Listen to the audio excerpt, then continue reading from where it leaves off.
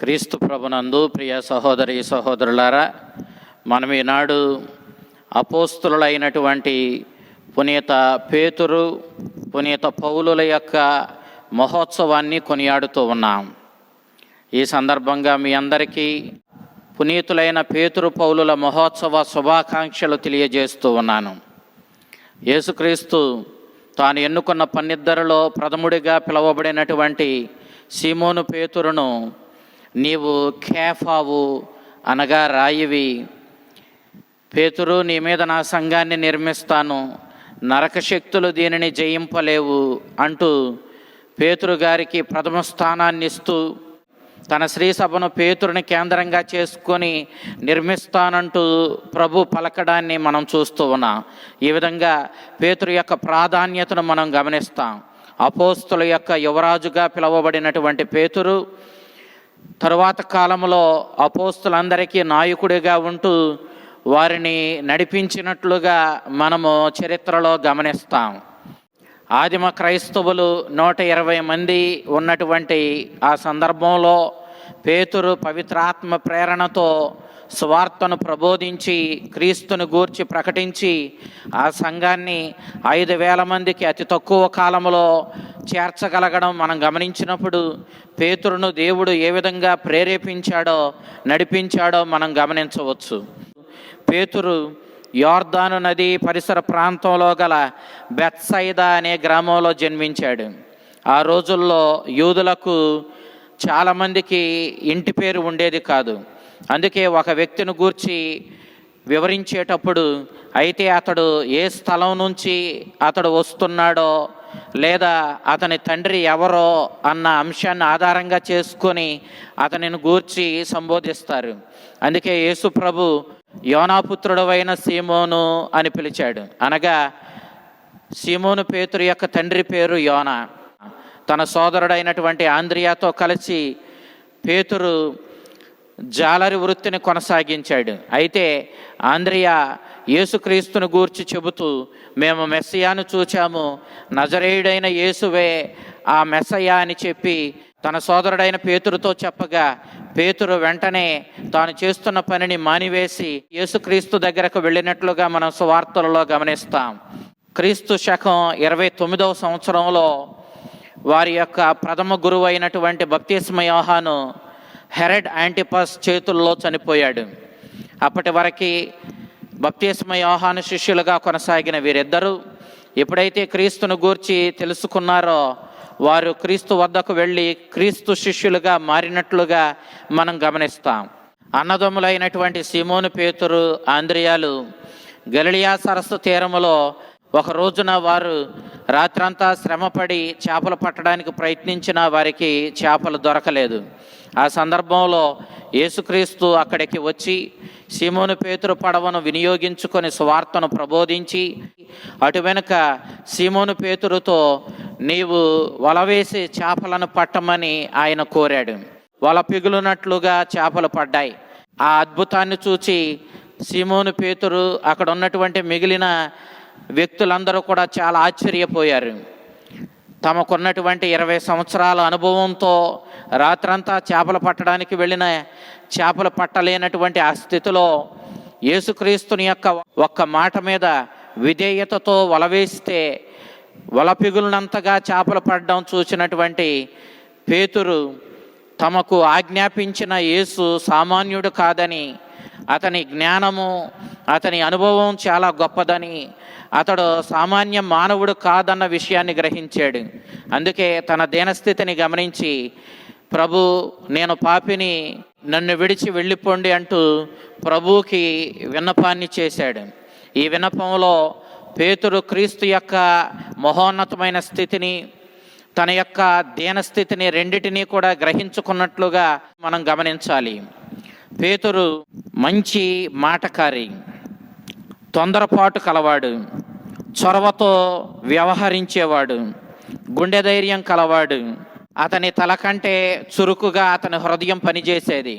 అందుకే ఏ సందర్భంలోనైనా 12 శిష్యుల తరపున పేతురే ముందుగా మాట్లాడడం ఆ తొందరపాటును మనం గమనించవచ్చు. అందుకే క్రీస్తు నీవు కేఫావు అనగా రాయివి, అని పేతురును అభివర్ణించాడు. మత్తయి శుభవార్త 16వ అధ్యాయం 17వ వచనం నుంచి 19వ వచనం వరకు మనం చూసినప్పుడు తన సంఘాన్ని పేతురుపై నిర్మిస్తానని ప్రభు చెప్పడాన్ని మనం గ్రహిస్తూ ఉన్నాం. అందరు యూదులు ఏ విధంగా మెస్సయ్య ఉంటాడని భావించారో ఆ విధంగానే పేతురు భావించాడు. రానున్న మెస్సయ్య గొప్ప పరాక్రమవంతుడు, యుద్ధ వీరుడు, తమ శత్రువులను ఓడిస్తాడు, వారి స్వంత దేశమైన యోదయాకు స్వరాజ్యాన్ని స్వతంత్ర్యాన్ని తీసుకుని వస్తాడు. కాబట్టి ఆ మహావీరుని కోసం, ఆ మెస్సయ్య కోసం యూదులందరితో కలిసి పేతురు కూడా ఎదురు చూచాడు. కానీ ఈనాడు మెస్సయ్యగా పిలువబడుతూ అనేక అద్భుత కార్యాలు చేసి దేవుని గూర్చి ప్రబోధిస్తూ నిజమైన స్వేచ్ఛ ఏదో, నిజమైన స్వాతంత్ర్యం ఏదో ప్రజలకు ప్రబోధిస్తున్న క్రీస్తు తాను శ్రమలు అనుభవించి మరణించి 3వ నాడు పునరుత్థానుడవుతానని చెప్పినప్పుడు ఈ బాధామయ మెస్సయ్యను పేతురు అర్థం చేసుకోలేకపోయాడు. అందుకే పేతురు దానిని అడ్డగించాడు. ఈ శ్రమలు మీకు కలగకుండా ఉండాలని కోరుకున్నాడు. అప్పుడు ప్రభువు ఇది దేవుని మార్గం కాదు, సాతాను మార్గమని పేతురుని హెచ్చరించాడు. దైవ చిత్తానికి లోబడి శ్రమలను అనుభవించి మరణించడం ద్వారానే ఈ లోకాన్ని రక్షించగలుగుతానని, ఇది దైవ సంకల్పమని ప్రభువు పేతురుకు తెలియపరిచాడు. పేతురు అప్పుడు ఎంతవరకు దీనిని గ్రహించాడో మనం చెప్పలేం. అయినా పేతురు మాత్రం క్రీస్తు సామాన్యుడు కాదని, తనలో దైవత్వం దాగి ఉందని, అతడు దేవుని శక్తితోనే ఈ కార్యాలన్నీ చేయగలుగుతున్నాడని మాత్రం గట్టిగా నమ్మాడు. ఆ విశ్వాసంతోనే ప్రభువుని అనుసరించాడు. అప్పుడప్పుడు తొట్టుపడినట్లు మనకి కనిపించిన పేతురు మాత్రం ప్రభువుని విడిచిపెట్టలేదన్న సత్యాన్ని మనం గమనించాలి. కడరా భోజన సమయంలో నేను నిన్ను ఎన్నడూ విడిచి వెళ్ళనని పేతురు ప్రగల్భాలు పలికాడు. ఆ సందర్భంలో నా ప్రాణాన్నైనా ఇస్తాను కానీ నిన్ను విడిచిపెట్టనని పేతురు పలికినప్పుడు నీవు నన్ను ఎరుగనని 3 సార్లు బొంకుతావని చెప్పి ప్రభు స్పష్టంగా పేతురుకు తెలియజేశాడు. ప్రభు చెప్పినట్లుగానే జరిగింది. పేతురు ముమ్మారు బొంకాడు. ఆ తరువాత కోడి కూసింది. పేతురు ఎక్కి ఎక్కి ఏడ్చాడు. తాను పశ్చాత్తాపంతోనే తన పాపములను కడుక్కున్నాడు. తన గురువు క్షమాపణను పొందాడు. ఈ దెబ్బతో పేతురుకి తన స్వశక్తి చాలదని, దేవుని సహాయంతోనే మనము నిలబడగలమని, లేదంటే మన శక్తిని నమ్ముకుంటే ఈ విధంగానే తొట్టుపడి కూలిపోతామన్న విషయాన్ని పేతురు గ్రహించాడు. అప్పటి నుండి తనను నమ్ముకోవడం కంటే తనను ప్రేమించిన తన గురువును, తన రక్షకుడైన క్రీస్తుని ప్రగాఢంగా నమ్ముకోవడం పేతురు ప్రారంభించాడు. తన గురువు తనను ప్రేమించిన విధానాన్ని గట్టిగా నమ్మాడు. పేతురు ప్రథమముగా ఉత్థాన క్రీస్తుని దర్శించుకున్నాడు. పునీత పౌలు కొరింథీలకు రాసిన మొదటి లేఖ 15వ అధ్యాయం 5వ వచనంలో పేతురే మొదటిగా ఉత్థాన క్రీస్తుని దర్శించుకున్నట్లుగా పౌలు మనకు తెలియజేశాడు. లూకా శుభవార్త 24వ అధ్యాయం 34వ వచనంలో కూడా పేతురు గారే మొదటిసారిగా ఉత్థాన క్రీస్తుని దర్శించుకున్నట్లుగా మనకి వివరించబడుతూ ఉంది. పేతురు బంధించగలడు, విడుదల చేయగలడు. అతని మాటకు తిరుగులేదు. అతని మాటే చివరి మాట. పేతురుకు పరలోకములోను భూలోకములోను ఎదురులేని శక్తి, అధికారం ఉన్నాయి. అతనితో పాటు మిగిలిన 12 శిష్యులకు కూడా ప్రభు ఈ అధికారాన్ని ఇచ్చాడు. ఇది చాలా గొప్ప భయంకరమైన అధికారం. మత్తయి శుభవార్త 18వ అధ్యాయం 18వ వచనంలో మనం చూస్తూ ఉన్నాం. ఈ అధికారం ఎందుకనంటే వాళ్ళు స్త్రీ సభకు, క్రైస్తవులకు, క్రీస్తుని యొక్క సేవకులకు, క్రీస్తుని అనుసరించే వారికి సేవ చేయడానికే ఈ అధికారం ఇవ్వబడింది. పెంతెకోస్తు పండుగ దినాన వారందరూ డాబా గదిలో దేవుని ప్రార్థిస్తూ ఉండగా, మరియ తల్లితో సహా వారందరూ ప్రార్థనలో నిమగ్నమై ఉండగా పవిత్రాత్మ వారి పైకి దిగి వచ్చింది. అపోస్తుల కార్యాలు 2వ అధ్యాయం 2వ వచనం నుంచి 4వ వచనం వరకు మనం చూస్తూ ఉన్నాం. పవిత్ర ఆత్మ శక్తితో పేతురు ధైర్యంగా క్రీస్తును గూర్చి ప్రబోధించాడు. ఆ ఒక్క ప్రసంగంతోనే 3000 మందిని క్రైస్తవులుగా పేతురు మార్చగలిగాడు. క్రీస్తు మోక్షారోహణమైన తరువాత పేతురు దివ్యశక్తి కలిగి ఉండడం అందరూ గమనించారు. దేవాలయంలో భిక్షమెత్తుకునే పుట్టు గుడ్డివాడికి స్వస్థతనిచ్చాడు. అపోస్తుల కార్యాలు 3వ అధ్యాయం 1వ వచనం నుంచి 10వ వచనం వరకు. లిద్దా పట్టణంలో పక్షవాత రోగికి స్వస్థతను కల్పించాడు. అపోస్తుల కార్యాలు 9వ అధ్యాయం 32వ వచనం నుంచి 35వ వచనం వరకు. తబిత అనే విశ్వాసురాలిని, ద్వార్కా అని పిలిచేటటువంటి ఆమెను యొప్పా నగరంలో మరణం నుండి విడుదల చేశాడు, ఆమెకు జీవం పోశాడు. అపోస్తుల కార్యాలు 9వ అధ్యాయం 36వ వచనం నుంచి 42వ వచనం వరకు మనం చూస్తూ ఉన్నాం. సఫేరా, అననీయాలు ఆకస్మికంగా అపోస్తులకు అబద్ధం చెప్పిన కారణంగా మరణం పాలయ్యారు. అపోస్తుల కార్యాలు 5వ అధ్యాయం 3వ వచనం నుంచి 6వ వచనం వరకు. యెరూషలేము దేవాలయములో పుట్టు కుంటివాడిని నడిపించాడు, స్వస్థత పరిచాడు. పేతురు నడిచిపోవునప్పుడు అతడి నీడపడిన స్వస్థతలు పొందినట్లుగా మనము అపోస్తుల కార్యాలు 5వ అధ్యాయం 14వ వచనం, 9వ అధ్యాయం 33వ వచనం నుంచి 42వ వచనం వరకు ఆలకిస్తూ ఉన్నా. ఈ రీతిగా పేతురు అద్భుతమైన దివ్య శక్తితో అనేక అద్భుతాలు చేస్తూ క్రీస్తుని ప్రబోధించడాన్ని మనం చూస్తూ ఉన్నాం.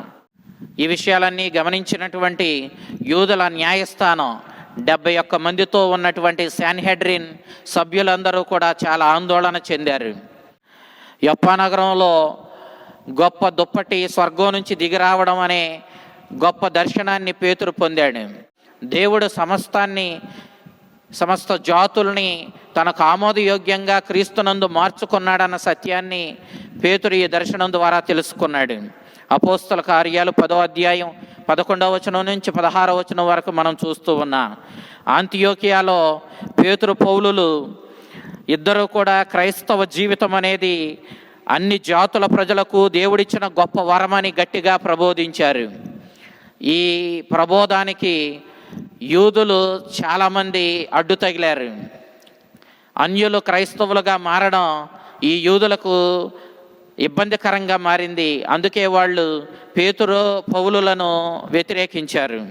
అయినప్పటికీ పేతురు కొర్నేలియుస్ అనేటటువంటి ఒక అన్యునికి జ్ఞానస్నానం ఇచ్చాడు.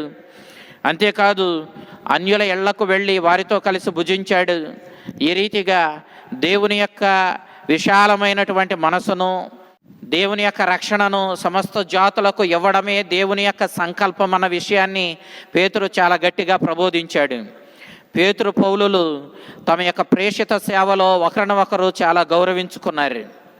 వారు ఒకరిని ఒకరు విభేదించిన తరువాత వారి యొక్క విభేదానికి కారణాలను పరిశీలించుకొని మరలా వాళ్ళు సత్యపడి ఒకే నిర్ణయానికి కట్టుబడి జీవించి ఆ రీతిగా క్రీస్తుని యొక్క సువార్త ప్రచారంలో ఒకే మనసుతో సేవ చేసినట్లుగా మనం చూస్తూ ఉన్నాం.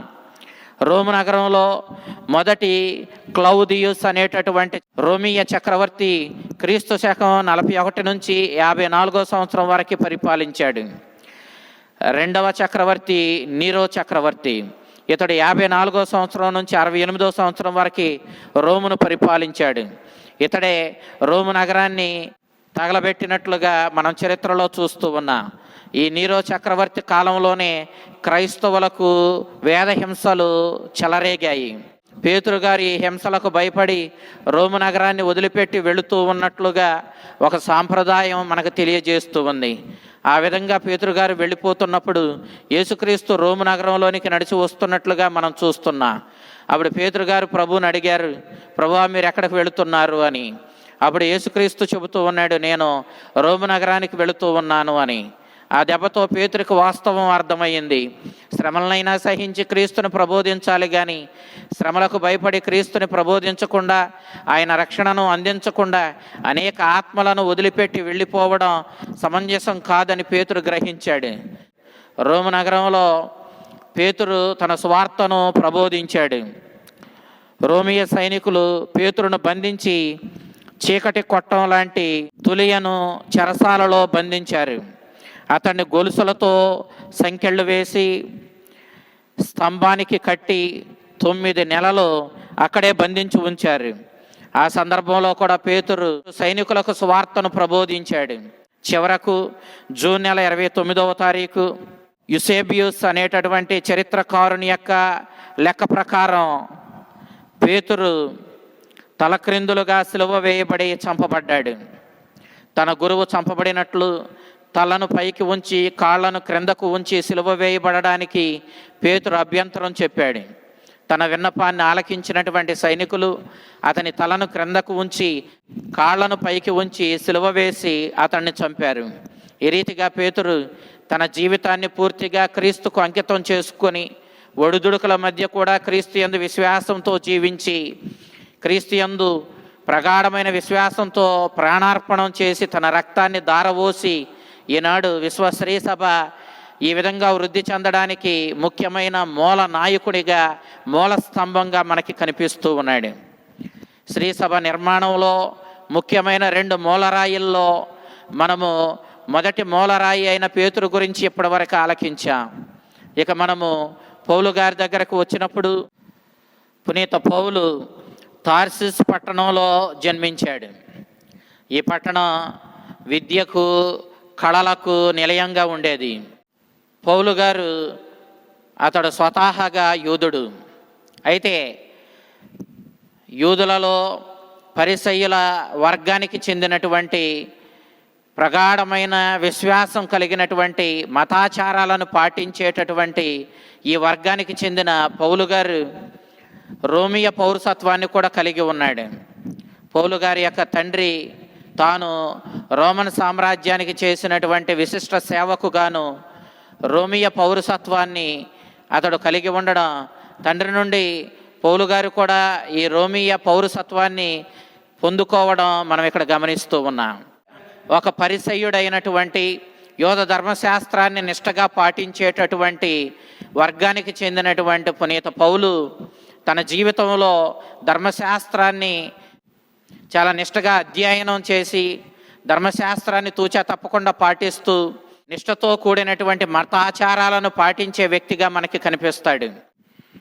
పౌలు అందరి వలె యెరూషలేములో ఒక కళాశాలలో గమాలియేలు అనే గురువు వద్ద శిష్యరకం చేసి విద్యను అభ్యసించాడు. గమాలియేలు స్వేచ్ఛ, స్వాతంత్ర్య భావాలు కలిగినవాడు, గొప్ప మేధావి కూడా. క్రీస్తు బహిరంగ జీవితాన్ని ప్రారంభించే సమయానికి పౌలు గమాలియేలు వద్ద శిష్యరికాన్ని పూర్తి చేశాడు. యేసు శిక్షకు గురి అయి చనిపోయే సమయానికి పౌలు యెరూషలేములో లేడు. క్రైస్తవ మతంతో పౌలుకు తొలి పరిచయం ఎప్పుడయ్యిందో మనకు తెలియదు, కానీ ఆ క్రొత్త విధానం అతన్ని ఆవేశానికి గురి చేసింది. అతడు కోపంతో బుసలు కొట్టాడు. యేసును అనుసరించే భక్తుల సంఖ్య రోజు రోజుకు పెరుగుతుండడం పౌలును చాలా అసహనానికి గురి చేసింది. అతడు గట్టి యోధ మత ప్రబోధకుడు, యోధ మతాన్ని ఆచరించేటటువంటి గొప్ప భక్తుడు. కాబట్టి అతడు మానవుడిగా కనిపించిన యేసును దేవుడని క్రైస్తవులు ఆరాధించడం సహించలేకపోయాడు. అందుకే ఈ వితండవాదాన్ని, ఈ వెర్రితనాన్ని అణగద్రొక్కడానికి చాలా ప్రయత్నాలు చేశాడు. అతడు క్రైస్తవులను హింసించడం ప్రారంభించాడు. అతడు అధికారుల సహాయంతో క్రైస్తవులకు వ్యతిరేకంగా హింసలను రేకెత్తించాడు. తాను స్వయంగా స్టెఫాను యొక్క మరణ గడియలో అతన్ని రాళ్లతో కొట్టి చంపుతూ ఉండగా అక్కడే ఉన్నాడు. స్టెఫాను, ప్రభు, వీరి పాపమును వీరిపై మోపకము అని చెప్పి విన్నపం చేస్తూ మరణిస్తూ ఉండగా పౌలు అక్కడే ఉండి అతని మరణానికి సాక్షిగా నిలబడ్డాడు. ఈ రీతిగా పౌలు క్రైస్తవులను హింసించుకుంటూ తిరుగుతున్నటువంటి తరుణంలో పౌలుకు క్రైస్తవులు డమస్కు పట్టణంలో ఉన్నారన్న వార్త తెలిసింది. వారిని బంధించడానికి పౌలు డమస్కు పట్టణానికి తన అనుచరులతో బయలుదేరాడు. ఈ దోవలో ప్రయాణం చేస్తూ వెళుతూ ఉండగా మార్గమధ్యంలో ఉత్థాన క్రీస్తుని యొక్క దర్శనం పౌలుకు కలిగింది. గొప్ప వెలుగుగా ఉత్థాన క్రీస్తు పౌలుకు దర్శనమిచ్చాడు. పౌలు తాను ప్రయాణిస్తున్న గుర్రం మీద నుంచి కింద పడ్డాడు. ఉత్థాన క్రీస్తు, పౌలా పౌలా, నన్ను ఎందుకు ఈ విధంగా హింసిస్తున్నావని చెప్పి ప్రశ్నించాడు. పౌలుకు ఆశ్చర్యం కలిగింది. నేను నిన్ను ఎప్పుడు హింసించాను ప్రభు అని ఆశ్చర్యంతో ప్రశ్నించాడు. వాస్తవం ఏమిటి అనంటే, క్రీస్తుని విశ్వసించిన క్రైస్తవులను హింసించినప్పుడు క్రైస్తవులలో నెలకొని ఉన్న క్రీస్తునే హింసించాడన్న విషయాన్ని ఉత్థాన క్రీస్తు పౌలుకు బోధపడేలా తెలియచేశాడు. ఎప్పుడైతే ఈ వాస్తవాన్ని గ్రహించాడో పౌలుకి క్రీస్తు నిజమైన రక్షకుడని, దైవ కుమారుడని, అతడే నిజ దైవమని అతడే మానవుడిగా మానవ రక్షణ కోసం ఈ లోకంలో జన్మించాడని సత్యం బోధపడింది. ఉత్థాన క్రీస్తుని దర్శనం తరువాత పౌలు చూడలేకపోయాడు. తన అనుచరులు అతన్ని డమస్కు పట్టణానికి చేర్చారు. డమస్కు పట్టణంలో అననీయ అనే భక్తుని ద్వారా మరలా జ్ఞానస్నానం పొంది తాను చూపును పొంది క్రీస్తు కోసం జీవించడం ప్రారంభించాడు. తాను ఇప్పటివరకు హింసించడానికి అణగద్రొక్కడానికి చూచిన ఈ క్రైస్తవులను, ఈ క్రైస్తవత్వాన్ని ప్రోత్సహించడానికి, ప్రచారం చేయడానికి పౌలు కంకణం కట్టుకున్నాడు. ఈ రీతిగా క్రీస్తుని సువార్త ప్రచారకుడిగా పౌలు మారడాన్ని మనం చూస్తూ ఉన్నాం. పౌలును అన్యులకు సువార్తను ప్రబోధించే సువార్థికునిగా ఎన్నుకున్నట్లు క్రీస్తు తన దర్శనంలో అననీయాకు స్పష్టంగా తెలియజేయడాన్ని మనం చూస్తూ ఉన్నాం. పౌలు తన జీవితమంతా ఇక క్రీస్తు కోసమే జీవించాడు. క్రీస్తు కోసం అనేక ప్రయాణాలు కట్టాడు, ప్రేషిత యాత్రలు చేశాడు. అతడు గొప్ప ప్రసంగాలు చెప్పేవాడు. అతని యొక్క వాదనలు చాలా వాడివేడిగా ఉండేవి. అతనికి యోధ ధర్మశాస్త్రం మీద చాలా పట్టుండడం వల్ల ఆ ధర్మశాస్త్రాన్ని అన్వయించి క్రీస్తే నిజమైన మెస్సయ్య రక్షకుడని, వారు ఎదురు చూసిన ఆ మెస్సయ్య క్రీస్తేనని చాలా గొప్పగా ప్రచారం చేశాడు. యూదులు అతన్ని ఈ విధంగా వదిలితే తమ యోధ మతానికే ప్రమాదం వస్తుందని భయపడ్డారు. అందుకే వాళ్ళు నగరపు ద్వారాలు మూసివేసి పౌలును చంపడానికి కుట్ర పన్నారు. ఆ నగరం నుండి బయటపడడం ఎలాగో పౌలుకు అర్థం కాలేదు. అప్పుడు కొంతమంది విశ్వాసులు పౌలును ఒక బుట్టలో కూర్చోబెట్టి ఆ నగరపు ప్రహరీ గోడను దాటించి పౌలు వారి బారి నుంచి తప్పుకోవడానికి దోహదపడ్డారు. డమస్కు నుండి బయటపడిన పౌలు యెరూషలేములో ఉన్న క్రీస్తు అనుచరులను, అపోస్తులను కలుసుకోవాలి అనుకున్నాడు. అందుకు అపోస్తులు అవకాశం ఇవ్వలేదు. అతని గత చరిత్రను వాళ్ళు ఆలోచించుకొని ఇప్పుడు క్రైస్తవునిగా నటించి తరువాత వాళ్ళ ఉనికిని కనుక్కొని వారిని అందరినీ కూడా అంతమొందించడానికే పౌలు ఈ విధమైన ప్రయత్నం చేస్తున్నాడేమో, నటిస్తున్నాడేమోనని వాళ్ళు భయపడ్డారు. కానీ తరువాత భక్తుడైనటువంటి బర్నబా ద్వారా విషయం తెలుసుకున్నటువంటి అపోస్తులు స్వాగతించారు. అపోస్తులను కలుసుకున్న పౌలు ఎంతో ఆనందించి తాను ఏ విధంగా పరివర్తన చెందింది, క్రీస్తు తనతో ఏ విధంగా మాట్లాడింది వారికి వివరించాడు. పౌలు రంగప్రవేశంతో క్రైస్తవులకు ఎక్కడ లేని ధైర్యం వచ్చింది. బాహాటంగా తిరగడం ప్రారంభించారు. పౌలు డమస్కు దారిలో ఉత్థాన క్రీస్తుని దర్శించుకున్నప్పుడు అతని వయసు 31 సంవత్సరాలు. తరువాత అతడు యెరూషలేములో బంధించబడినప్పుడు అతని వయసు 64 సంవత్సరాలు. ఈ 33 సంవత్సరాల ఈ జీవితంలో పౌలు క్రీస్తు సంఘాలను ఏర్పరచడం, క్రీస్తుని గూర్చిన సువార్తను ప్రబోధించి ఆ సంఘాలకు లేఖలు రాసి వారిని ప్రోత్సహించడం, క్రీస్తు సంఘాలు బలపడే ప్రేషిత సేవను చేయడం మనం గమనిస్తాం. మొదటి ప్రచార పర్యటన ప్రేషిత సేవ క్రీస్తు శకం 45వ సంవత్సరంలో పునీత పౌలు చేపట్టాడు. ఈ మొదటి ప్రేషిత సేవలో పౌలు, బర్నబాలు పిసిదియా, అంతియోకులకు వెళ్ళారు. అక్కడ యూదులకు ఆ రానున్న మెస్సయ్య యేసుక్రీస్తువేనని ప్రబోధించారు. అయితే వాళ్ళు వీరి యొక్క సందేశాన్ని తిరస్కరించారు. అప్పుడు పౌలు మొదట సందేశం యూదులకు ప్రకటించబడింది, కానీ మీరు ఆ సందేశాన్ని, ఆ రక్షణ సందేశాన్ని తిరస్కరిస్తున్నారు కాబట్టి ఇదిగో మేము అన్యుల వద్దకు వెళ్ళి సువార్తను ప్రబోధిస్తామని చెప్పి వాళ్ళకు బాహాటంగా తెలియచేశాడు. పునీత పౌలునకు గ్రీకు, లాటిన్ భాషలు చాలా బాగా వచ్చు. అతడు గొప్ప విద్వాంసి కావున సువార్త ప్రచారంలో అతడు మరింత విజయం సాధించడానికి ఈ భాషా ప్రావీణ్యం అతనికి దోహదపడింది. రెండవ ప్రేషిత సేవా పర్యటనను క్రీస్తు శకం 50వ సంవత్సరం నుంచి 53వ సంవత్సరం మధ్యకాలంలో చేశాడు. ఈ ప్రేషిత సేవలో అతడు శీలాసును వెంటబెట్టుకొని తార్సిస్కు చేరుకున్నాడు. అక్కడ నుండి తొలి పర్యటనలో స్థాపించిన సంఘాలను దర్శిస్తూ ట్రావోస్ నగరానికి వెళ్ళాలి అనుకున్నాడు. అక్కడ నుండి మాసిడోనియా ప్రాంతంలో ఉన్న ఫిలిప్పు, తెసలోనిక నగరాల మీదుగా వెళుతూ అనేక మంది క్రీస్తు మార్గంలో చేరడానికి దోహదపడ్డాడు. తన 3వ ప్రేషిత పర్యటనను 53వ సంవత్సరం నుంచి 57వ సంవత్సరం మధ్య కాలంలో చేశాడు. క్రీస్తు శకం 66వ సంవత్సరంలో చివరిలోను 67వ సంవత్సరం మొదటిలో ఈ మధ్యకాలంలో మరొకసారి పౌలు బంధించబడ్డాడు. అతడు రోము నగరానికి తీసుకొని పోబడ్డాడు. క్రీస్తు శకం 64లో నీరో చక్రవర్తి క్రైస్తవులపై హింసాకాండను లేవనెత్తిన ఆ సందర్భంలో క్రైస్తవులు రోము సామ్రాజ్య శత్రువులుగా పరిగణించబడ్డారు. పౌలు కూడా హింసల పాలయ్యాడు. పౌలుకు రోమియా పౌరసత్వం ఉంది కాబట్టి అతన్ని సిలువ వేయలేదు. ఆయనను తలను ఖండించి కత్తివాతరకు గురి చేసి చంపారు. పౌలు క్రీస్తుని తన రక్షకుడని ప్రకటించాడు. అతడు తన కోసమే మరణించాడని ప్రకటించాడు. కొంత ప్రచారం చేశాక ఇక జీవించేది నేను కాదు, క్రీస్తే నా యందు జీవిస్తున్నాడని ప్రకటించాడు. మీరు నన్ను పోలి జీవించండి అంటూ క్రైస్తవులను ప్రోత్సహించాడు. అనగా ఎంతగా పౌలు క్రీస్తుతో ఐక్యమై జీవించాడో మనం ఇక్కడ అర్థం చేసుకోవచ్చు.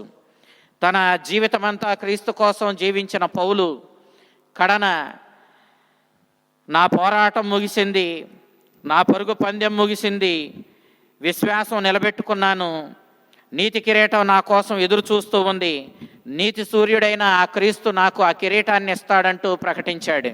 ఈ రీతిగా రోము నగరంలో క్రీస్తు కోసం సాక్ష్యం పలికి తన తలను ఖండించగా అక్కడే తన ప్రాణాన్ని త్యాగం చేసి క్రీస్తు కోసం హతసాక్షిగా పౌలు మరణించడాన్ని మనం చరిత్రలో చూస్తూ ఉన్నాం.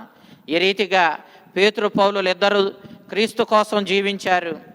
క్రీస్తుని తమ యొక్క ప్రభువుగా అంగీకరించి ప్రాణత్యాగం చేసి తమ రక్తాన్ని దారబోసి క్రీస్తు కోసం విశ్వాసంతో బ్రతికి క్రీస్తుకు సాక్ష్యం పలికారు.